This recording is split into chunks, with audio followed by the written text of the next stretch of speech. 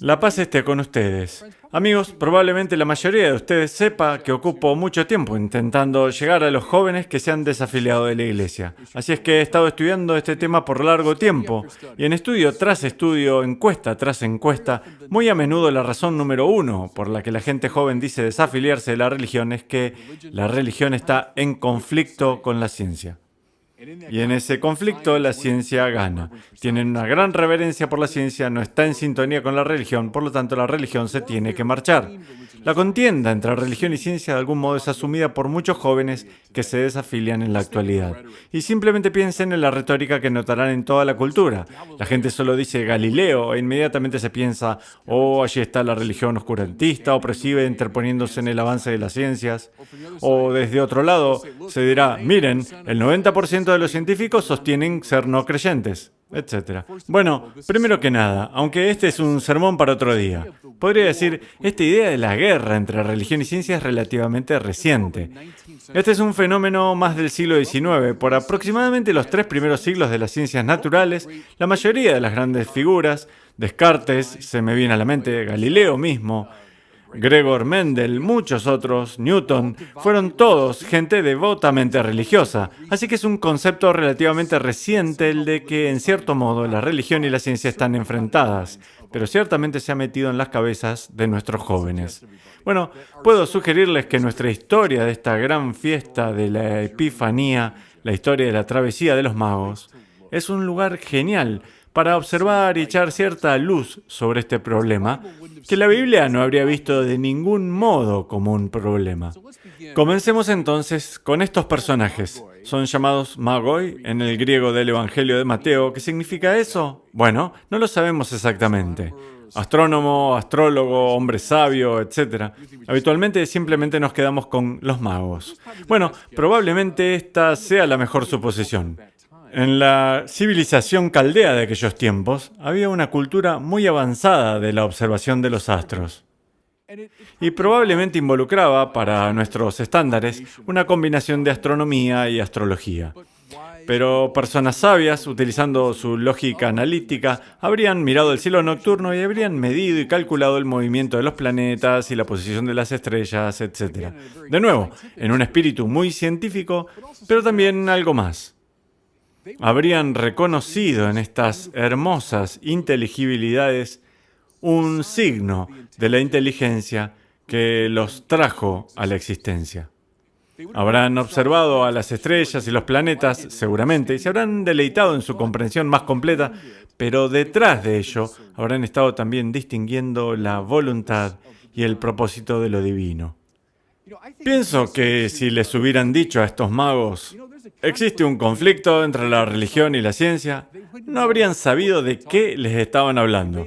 Si les hubieran dicho, hey, existe una tensión entre lo que ustedes están haciendo de observar el cielo nocturno y lo que las personas de fe están haciendo, creo que los habrían mirado a ustedes con desconcierto. No, ellos veían a ambos a la vez. Al observar analíticamente el cielo nocturno, también evocaban la voluntad y propósitos de Dios. Y entonces, esta imagen hermosa, y la tenemos en miles de tarjetas de Navidad, pero sosténganla en sus mentes, de estos hombres sabios, astrónomos, llámenlos si quieren científicos, que en base a su investigación científica están ahora viajando a encontrar a este recién nacido rey de los judíos. Al final de su travesía le obsequian sus regalos. Abrieron los cofres de su sabiduría y riqueza frente a él. En otras palabras, su ciencia no los condujo a alejarse de Dios y de las cosas de Dios, sino precisamente hacia Dios y las cosas de Dios. Miren, nosotros, los cristianos, comprendemos por qué esto es verdad, y me voy a apoyar aquí en la gran obra de Joseph Ratzinger, el Papa Benedicto.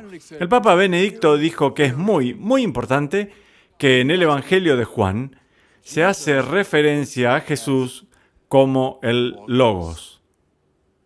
En el principio ya existía aquel que es el Logos, y aquel que es el Logos estaba con Dios y era Dios. Y a través de ese Logos, las cosas vinieron a la existencia. Estoy manteniendo a propósito allí el original griego, porque quiero dar este sentido más rico a lo que significa esta palabra. Nosotros decimos la palabra en una traducción que está bien, pero piensen en ello como la lógica, la mente, el patrón inteligente que estaba presente en Dios desde el principio, y de nuevo, dada la simplicidad de Dios, era Dios desde el principio. Dios es este patrón de inteligencia primigenio, escuchen esto, que subyace detrás de todas las cosas. Nada entonces vino a la existencia sin que de algún modo fuera tocado por el Logos. El mundo para los cristianos no está allí mudo, simplemente allí en una suerte de forma caótica, aleatoria. No. Ha sido pronunciado a la existencia. Logos puede significar también lengua. Cuando Aristóteles se refirió al ser humano como el son logikon, decimos el animal racional, me parece bien, pero lo que quiso decir es el animal con lengua y que sabe cómo utilizar esa lengua para el idioma, para la expresión. En el principio estaba la expresión inteligente y a través de esa expresión inteligente todas las cosas vinieron a la existencia. De acuerdo, profundicemos un poco más. ¿Qué buscan los científicos? Me refiero a cada científico a lo largo y ancho de los tiempos, desde los antiguos filósofos e investigadores hasta los científicos modernos. Están buscando todos, de alguna manera, al Logos. Están buscando cierta inteligibilidad en los patrones de las cosas. Si no fuera de ese modo, la ciencia no podría ni arrancar. Si el mundo fuera simplemente caótico, un desorden aleatorio, la ciencia no podría trabajar porque no habría una inteligibilidad objetiva que correspondiera a la inteligencia inquisitiva. Piensen solo un segundo, la manera en que nombramos a las ciencias. Psicología. Logos. El logos sobre la psique, sobre la psiquis. Fisiología. El logos sobre el cuerpo. Todas las ciencias tienen ese sufijo de logos, prácticamente todas. Porque tienen que ver con la inteligibilidad objetiva. ¿De dónde proviene eso? El mundo no está simplemente mudo allí, eso está muy claro. Así que solo por un loco accidente cósmico, cada minúsculo rincón del mundo físico está marcado por inteligibilidad de patrones. ¿Les suena eso como una posición razonable? Al contrario. Esta misma inteligibilidad objetiva, que es el fundamento de toda ciencia, lo lleva a uno a reconocer, me parece a mí, la existencia de este Logos, que ha pronunciado todas las cosas a la existencia. Ahora bien, volvamos a los magos. Buenos científicos buscando en el cielo nocturno, buscando las inteligibilidades de patrones en las estrellas y los planetas. ¿A dónde los condujo eso? ¿A un craso materialismo? Eso es todo lo que hay, solo materia en movimiento. ¿Cuánta gente dice eso en la actualidad? Es una insensatez, es un sinsentido. Estaban muy en lo cierto al intuir que estas inteligibilidades de patrones los conducían a ese gran logos inteligente que trajo todas las cosas a la existencia. Y así, de una manera hermosa, van en busca de esta palabra hecha carne. ¿Qué han escuchado en estas antiguas profecías? Que esa palabra, ese logos, el Dios creador, se estaba convirtiendo en rey en la forma de este pequeño bebé. La ciencia los condujo a la fe. No fue repugnante la fe. Pienso en esto, regresemos a mis primeros años, donde aprendí ciencia por primera vez. Y luego filosofía, que llegué a adorar, se convirtió en mi reflexión central durante mi joven adultez y obtuve mi graduación en filosofía. ¿Dónde aprendí todo eso? En escuelas católicas, en la Universidad Católica de Washington, en el Institut Catholique de París. La fe católica, en su mejor versión, nunca se contrapuso a la razón. No, no. Adora y acepta las ciencias. Adora y acepta la filosofía. Adora y acepta todas las expresiones de racionalidad. Donde estudié por primera vez los grandes novelistas y poetas. Aquellos que exploran las inteligibilidades objetivas dentro de la experiencia humana, dentro de la mente humana. Aprendí todo eso en escuelas católicas. Es así. Muy tempranamente en la tradición hubo un sujeto llamado Tertuliano, un padre de la iglesia, un gran personaje de muchas maneras. Pero Tertuliano dijo algo y expresó una actitud que la iglesia encontró incompatible. Tertuliano dijo, ¿qué tiene que ver Atenas con Jerusalén? Y lo que quiso decir fue, ¿qué tienen que ver las especulaciones de los filósofos de Atenas con la revelación dada a los judíos? Bueno, la iglesia repudió aquello. La iglesia en su mejor versión, desde esos primeros días, piensen en Pablo mismo, llegando hasta Tomás de Aquino y hasta el presente.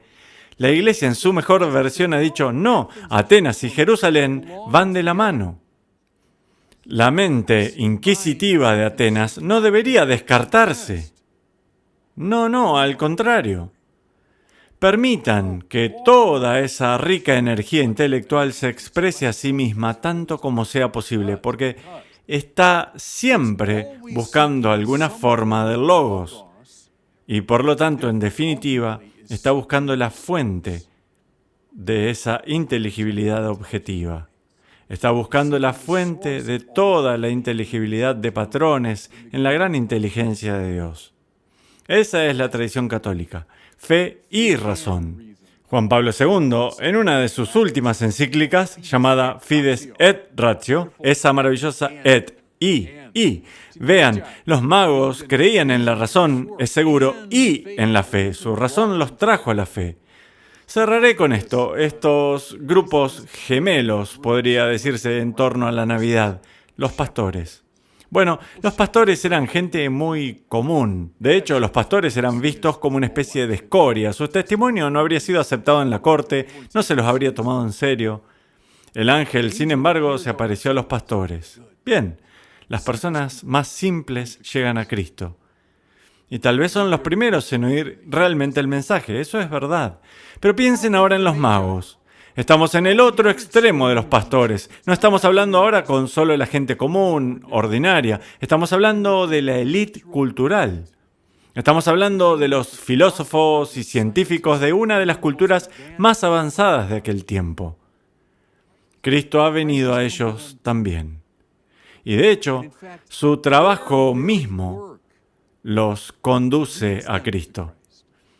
Es que la fe necesita a la ciencia para no permitirle convertirse en superstición. Hay un peligro en ello. Si simplemente bloquean a la razón, entonces la fe puede convertirse en superstición.